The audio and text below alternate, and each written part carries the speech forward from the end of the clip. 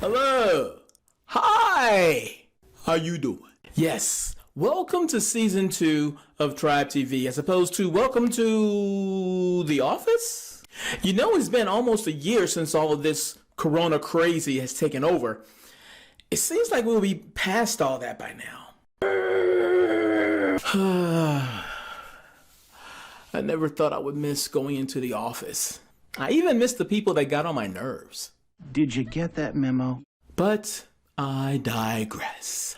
It's been a year, almost to the day, since all of this corona crazy has taken over. One of the big concerns that business leaders had about a year ago was productivity. They were concerned if all of their workers, or most of their workers, were working from home, would they be able to maintain an acceptable level of work output? Some managers who were not used to employees working from home even began to spy on their employees. Jim, let's get back to work. Who said that? Boss? Is that you?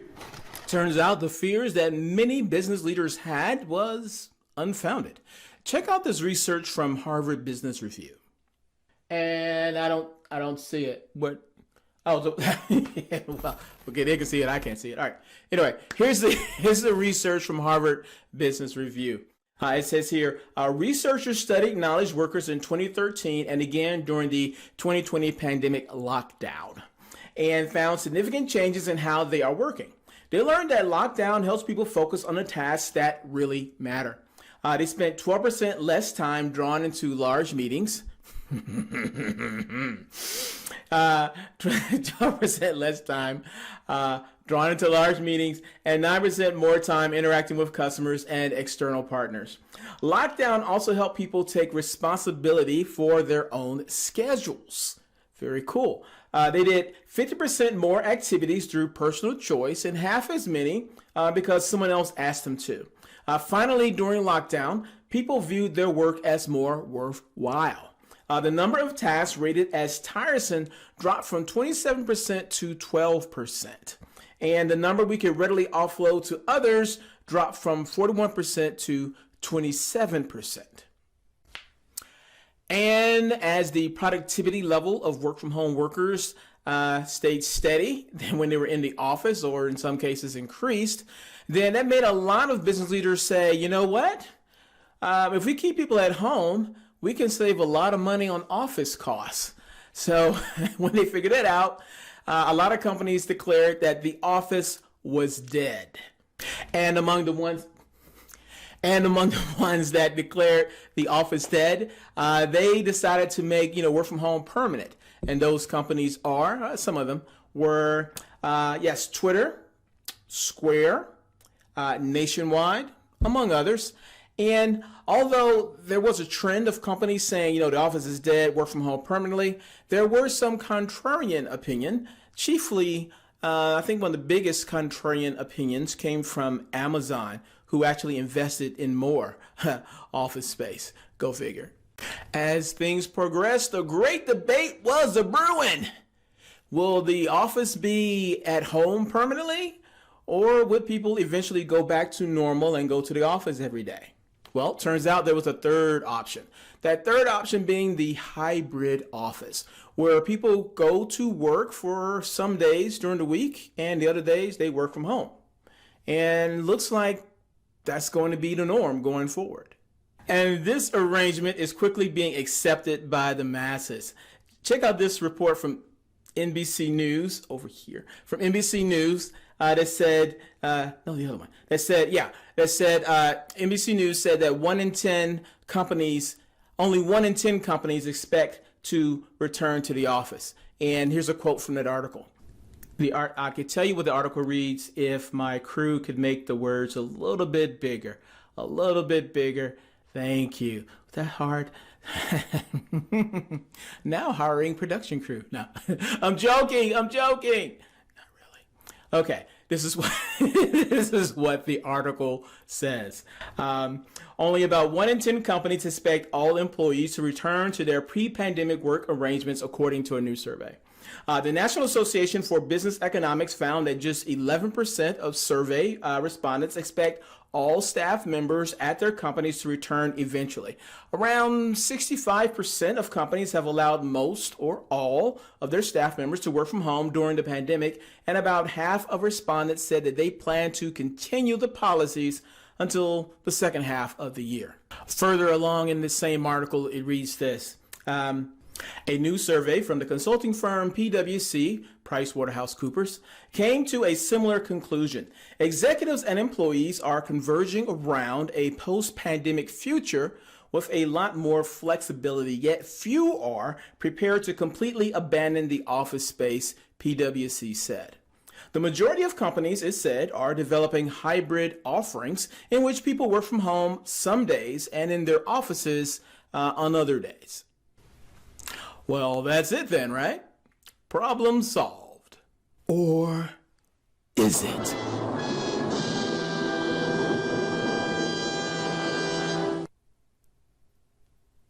No, is that it? I thought we were going to do some special effects something.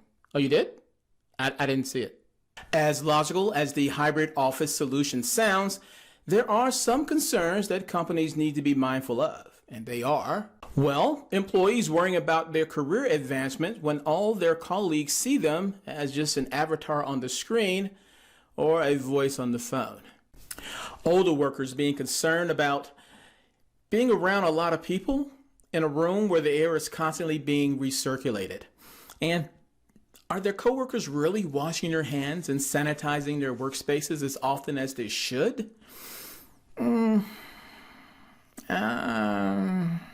You know, curiously enough, the attitudes towards the hybrid office vary depending on your age group, right?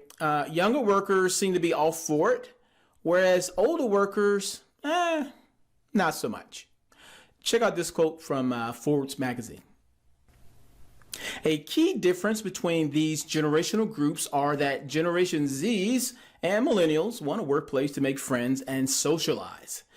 Baby boomers don't seem to care about that. They have a family at home, established friends, and prefer safety along with not having to relocate for a job.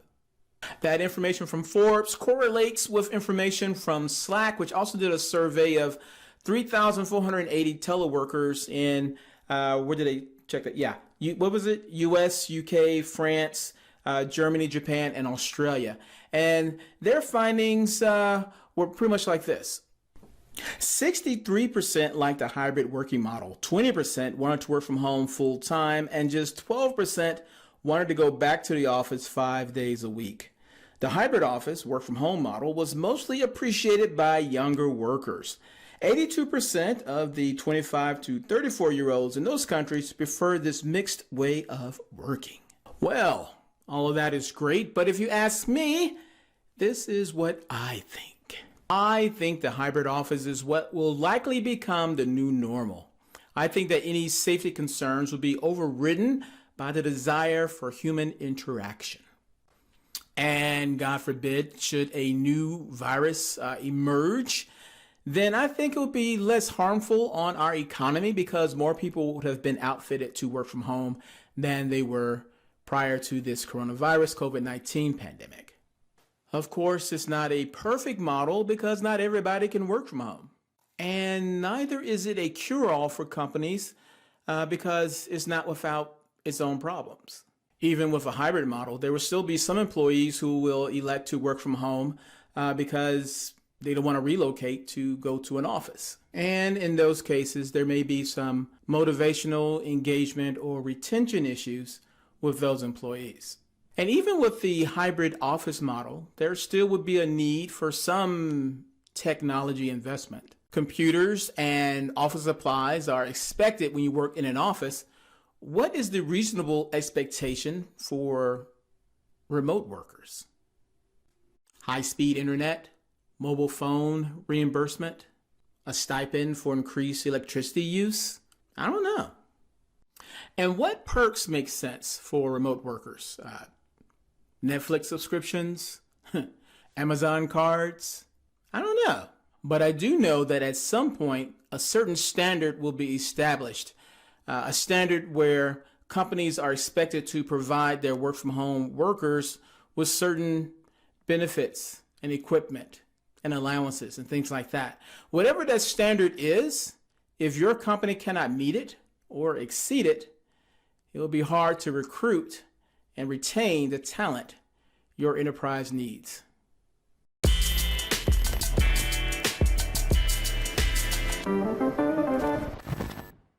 Wow. Well,